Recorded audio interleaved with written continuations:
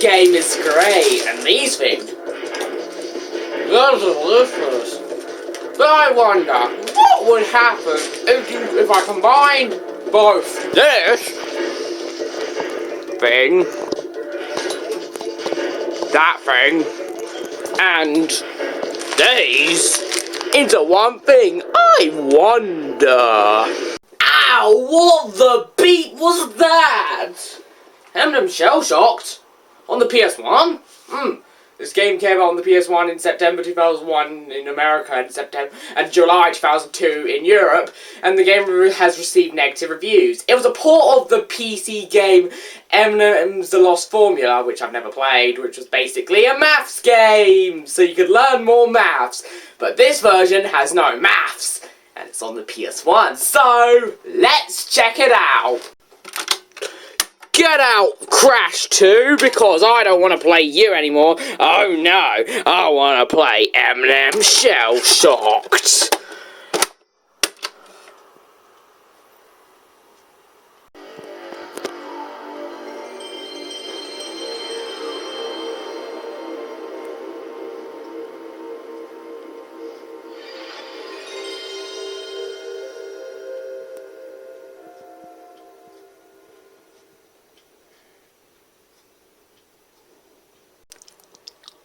The story is that don't you even think about judging my use of M&Ms, or else I'll kill both you and PewDiePie. Anyway, the story is that red and yellow M&M are going on a vacation until the red M&M finds out that the yellow M&M has left the minis in charge of their factory.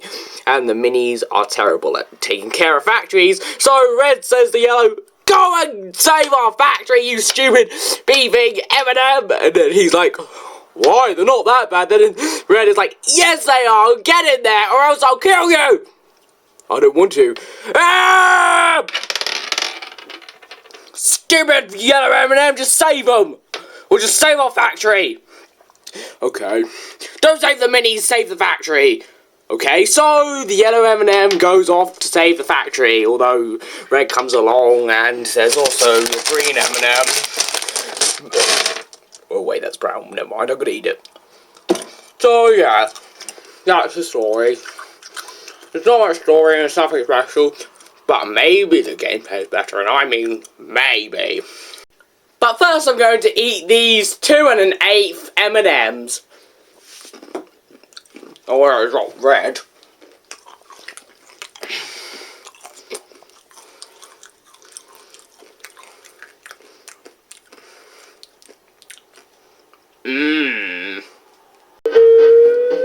So in the game there are a total of 8 worlds each with 3 separate parts, and most of the worlds are practically the same. So if I was to explain this game to you, this game is basically Crash Bandicoot, but, well, you know, with these things. Because why not do anything else? The goal is exactly the same as it is in Crash Bandicoot. Get from point A to point B. But unlike Crash, there are no crystals, no gems, no relics, no nothing, which I'm actually kind of thankful for. When it comes to the controls, the game controls exactly the same as the original Crash Bandicoot, and I mean exactly the same. As in that you only use 2 action buttons and move around. The only difference when it comes to moving around the M&M is that you are allowed to use the analog stick, unlike in Crash 1, so that's cool, I guess. The controls in this game just suck. First off, the movement is so stiff, and second off, moving platforms change how your platforming works, even while you're in the air. It just feels so beeping weird, and it makes platforming so difficult sometimes. This is especially annoying in the later levels where the you need to platform a lot, and the game just makes you go flying off the stage, and it's not even your fault, and it's just so bleeping annoying. While I will admit that Crash 1 also had bad controls, it still doesn't compare to this game. Just like Crash Bandicoot, this game is boxes, but since I said earlier that there are no gems, breaking these boxes are only really used to collect some of the M&M minis. And if you collect 100 of them, you will get an extra life, which is helpful, especially since this game gets very hard near the end, and I mean very hard. This game suffers from a thing called table, or as I like to call it, table, or taffle if you want to do it the rude way, and that means there are beeping lives everywhere, and taffle means the same thing, just that it's got the rude word and not, you know, beeping. It's got the actual word that's rude. And in case you're wondering, any more games that suffer from table or taffle, you've got Crash 1 through 4 and New Super Mario Bros. 2, which all suffer from taffle or table. You could just call it whatever you want. I prefer calling it table because it's a real word, but taffle just sounds weirder, so I like it more as well. I don't know which one I prefer. Other than your regular crates, there are also these dark red crates, which sometimes contain M&M secret, but they also contain power-ups, but I'll get back into them a bit later. There are also these crates with bombs on them, and they didn't even try. They're the TNT crates from Crash Bandicoot. Heck! In the Japanese Crash games, the TNT crates have bombs on them! And don't you dare complain that I'm using RAM for Cortex, and RAM for Cortex came after M&M Shell Shock because it was in the older Japanese Crash games as well, so shut up! And then we have the Nitro crates from Crash Bandicoot. Oh, I mean the Danger crates. I am so sorry. Seriously, they're the exact same thing as the Nitro crates in Crash games. There's also a Bouncy Crate in the game, but it looks exactly the same as the one in Crash Bandicoot, only a little lighter, and it only appears once in the game. In fact, it doesn't even appear in the game's manual. And don't you dare tell me that there are pages missing, because I checked. Every single page is here. Every single one. 4 to 13. Every single beeping page. As for power-ups, there aren't that many. There are these M&M ticket pieces, and there's 3 of them in each level. And if you collect all of them, and trust me, you will go to a bonus stage. And let me just say that these bonus stages suck. They're generic, they're slow, they're boring, they just suck. Plus, it's so easy to die in these places. They're just so beeping annoying. In fact, whenever I come to these levels, I literally try and commit suicide as fast as possible just to make them end. If you win, the game will give you some extra lives, but trust me, you get enough extra lives anyway, even if you lose all of them by the time you finish the game. Beat the bonus stages. There's only like 3 of them, and they all suck. There's a hard hat, which is kinda like Aku Aku from Crash Bandicoot, but here's the difference. Once you get hit after using it, you don't lose it straight away, meaning that you can take as many hits as you like before it disappears after you regain it. There's a little time limit after you get hit, and, well, it's hard to explain. You'll understand if you play the game for yourself, which I do not recommend. Then there's the spring, which basically lets your M&M master the art of... And last but not least are the speed shoes, which only appear in 2 levels from my knowledge, which basically turn you into Sonic the Beeping Hedgehog!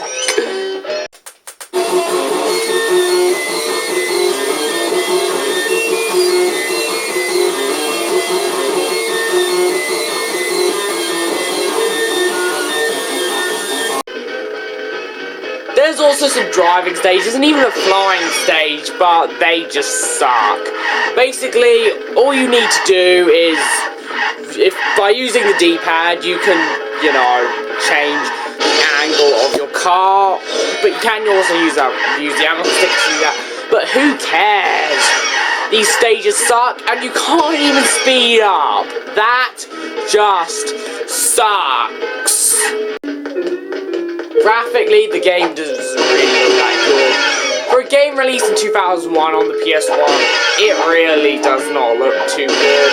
There aren't that many colours, and all the stages look similar, and overall, it's just not that good looking. Every single Crash game looks better than this generic thing, because, you know, they didn't try hard enough when they were making this game, so they just made the graphics simple and meh. The graphics are nothing special.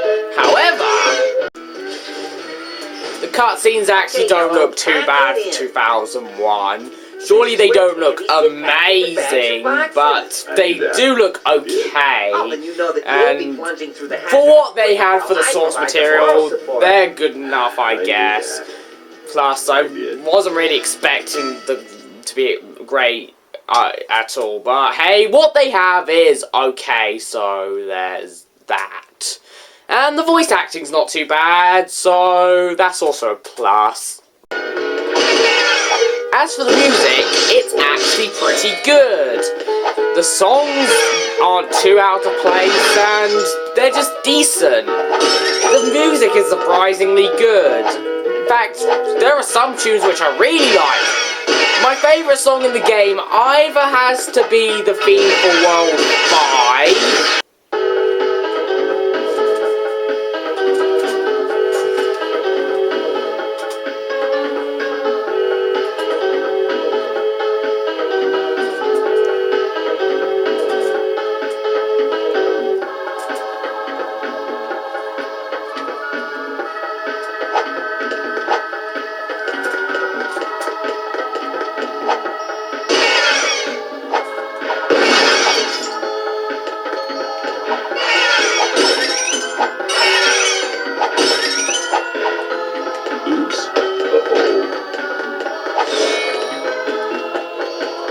and the theme for the bonus stage where you have to run away from this giant robot thing.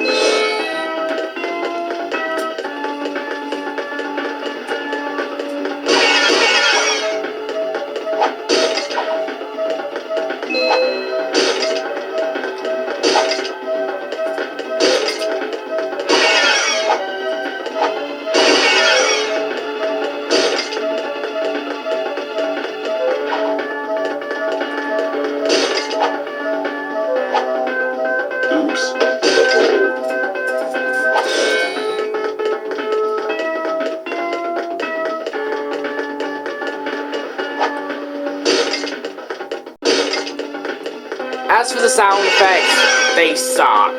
They're annoying, and they're just generic, and overall, they are not good at all. The sound effects suck, and while the voice acting isn't too bad for an M&M's game, I mean, what would you expect? It's about beeping M&M's, they're food! It is annoying when you die and when the yellow keeps saying every single beeping time you die. But now it's time to get onto my long list of negatives. Some of them are nitpicks, but others are really annoying complaints. First off, the load times. Let's see how long these load times are.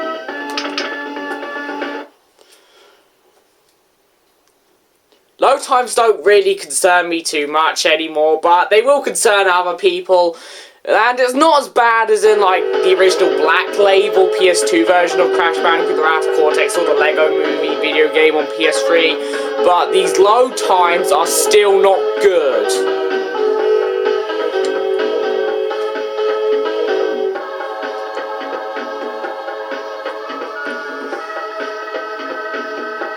"30 seconds. That's not very good, guys. That's not very good. Especially when you compare it to the old PS1 Crash games. Another thing that's not very good is that everything beeping kills you. And I mean beeping everything. What? What do you mean an AVG and joke? Beep you stupid red M&M, I'm eating you! I'm not doing that joke. Nope, not at all. Another nitpick I have is with the pausing. First off, the music doesn't stop playing. Why? It's annoying. There are tons of things I can name which just explain how annoying this is. And second off, you can't leave the pause menu by pressing the start button. Nope, you have to press the X button. Just look how long it takes for the game to unpause, and I did not edit this at all. 3 seconds! It takes 3 beeping seconds for the game to realise that you unpaused the game. That is pathetic. But this game's worst thing, and one reason why it's awful, are the dreadful physics. This game has some of the worst physics I've ever experienced in a video game. They are just dreadful. You see, when there's a moving platform, when you jump, you do not lose the momentum. Nope, you keep that momentum, and then you go beeping, flying all over the place. Not only that, but this game is also glitchy. Now, I've made a glitch video showing one glitch of this game before, but there are more glitches, and the entire game's physics are a glitch in its own right. This game is just terrible with its physics. They just suck. They suck M&Ms.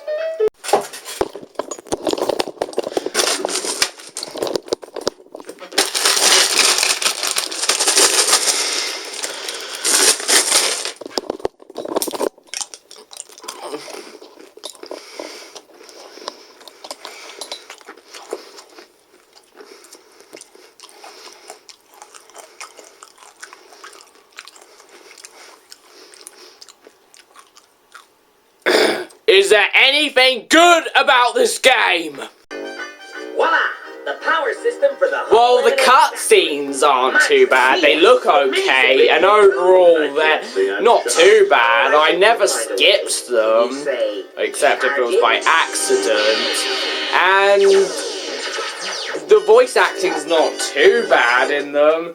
And overall, the cutscenes are okay, and the music is pretty good. I mean, this is the last world, and it does have some pretty good music.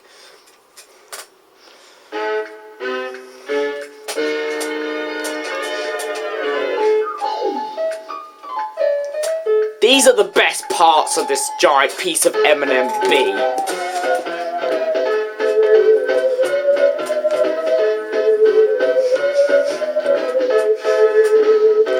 Well, the music does strangely remind me of SpongeBob, but still good music.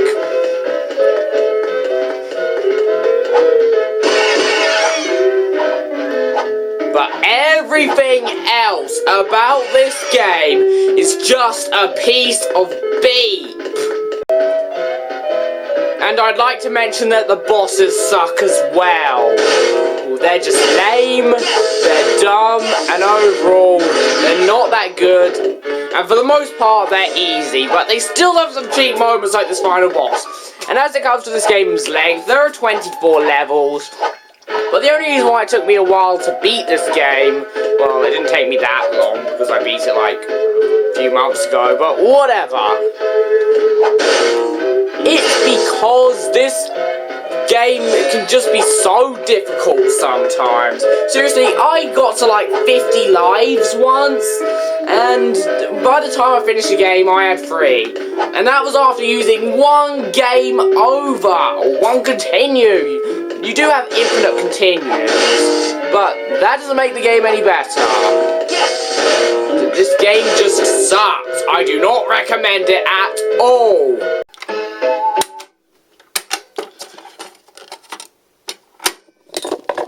Overall, M&M Shell Shocked for the Sony PlayStation sucks. It sucks so much. The graphics suck, the gameplay sucks, the controls suck, the physics are dreadful, the load times are long, and overall this game is not fun. It's just so beeping annoying. While the cutscenes are okay and the music's pretty good, everything else about this game is just so not good. It feels off, and overall, this game receives an F. Not an F minus, because it does have a few redeeming factors, and if it wasn't for the music, it would get an F minus, but overall, it gets an F. There's only one thing I can do to this game, so let's do it. Ooh, let's turn it on the other side, just so it makes it a bit more damage.